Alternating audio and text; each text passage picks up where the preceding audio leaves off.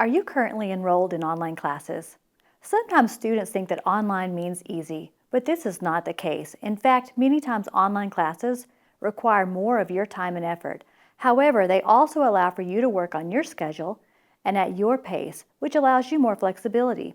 This video will help give you some tips to help survive in an online class. The first thing you need to do is to be prepared. What is it that you want? Set a goal. Why are you taking this class? More than likely is required and you will need a certain grade point average. One of the most important things you can do is to read the syllabus. Make sure you understand what is required of you to pass the course and to meet your goals. Are lessons due each week?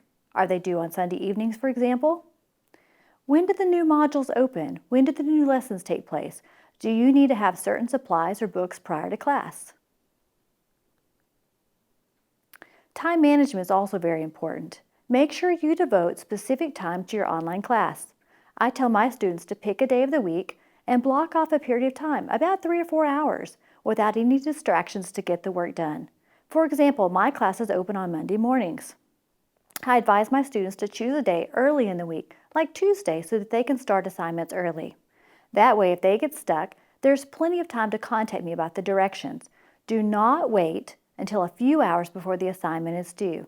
Even if you have time, this shows your instructor that this work was not as important as other things on your agenda. We can see when you looked at the course module how much time you spent in it. So limit your distractions. Turn off the background noise. Go somewhere where you can work, somewhere where you can think. When you get tired, take a short break. Not an entire afternoon nap until after you get your work done. Also, be a good communicator. If you don't understand something, ask. Don't wait until the last minute. Use your Patriot School email. Check it several times a week. Canvas announcements from your instructor only go to your Patriot account. When you email your instructor and classmates, use complete headings and sentences. This is not a text message. We want proper spelling and grammar without slang words. Don't use words like LOL, my BFF. Out of courtesy, email first and then ask your instructor to meet with you. Your instructor can also meet with you virtually if you are unable to schedule a physical visit. Collaborate. Interact with other students. You're not alone in this class. There are other students just like you here. The more you interact, the better your course experience will be. Contribute to discussions. Network with your peers. Ask questions. Be involved in your education. Enhance your work. When submitting your work, make sure you read.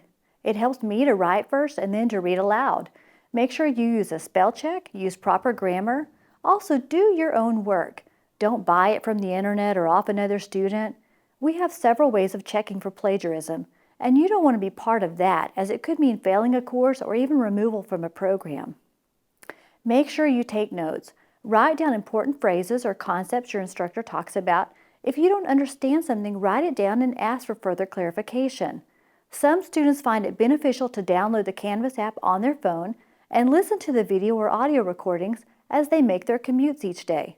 One tip, listen to the entire video or audio, not just the first 30 seconds. And if you're given the opportunity for extra credit, do it. Many courses don't have this, and it could mean the difference in a letter grade. These are just a few of the tips that you need to survive in an online class. Finally, enjoy your college experience. It will be over before you know it. The more engaged you are, the better your experience will be. If you have questions, feel free to contact me.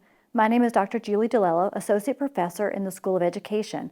I'm also the Director for the Center for Excellence in Teaching and Learning. Or contact the Graduate School. We're here to help you. Thank you.